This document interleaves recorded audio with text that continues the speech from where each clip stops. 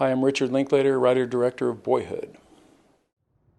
So this is like... All right, in this scene, Mason Jr. is on a long trip to East Texas with his father and his stepmother and new little step-sibling. And he's with his older sister, so it's kind of the only time you get long conversations with your parents. It's after a certain age is when you're kind of held captive in their car.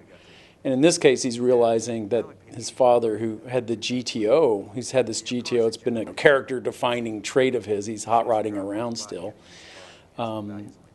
has sold that car and has this new minivan for his new family and has no memory that he had promised, or if not promised, said that, hey, when Mason's older, he can have this car.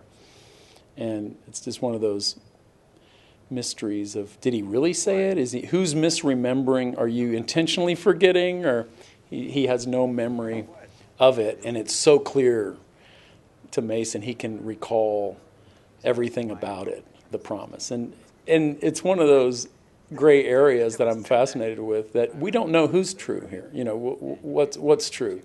It's just the way people communicate and the way time passes, and things are misremembered, or, you know, I'm kind of fascinated by memory and how imprecise it is. What are you? All right, first off, I have no memory of that, all right? And second of all, I would never say that, never. Yeah, you did, though. So much of this film happens off screen. Even the parents' divorce, we never see. You know, it's just from the kid's perspective. You just realize, oh, your parents are separated and you don't know why. So a lot of this film, you lack the absolute knowledge of what the reality is, but it's very much in the perspective of a young person who just flat doesn't know.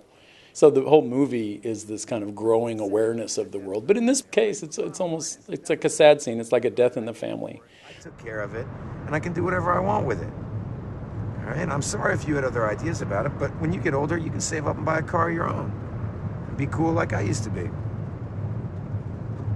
Or you can get a minivan.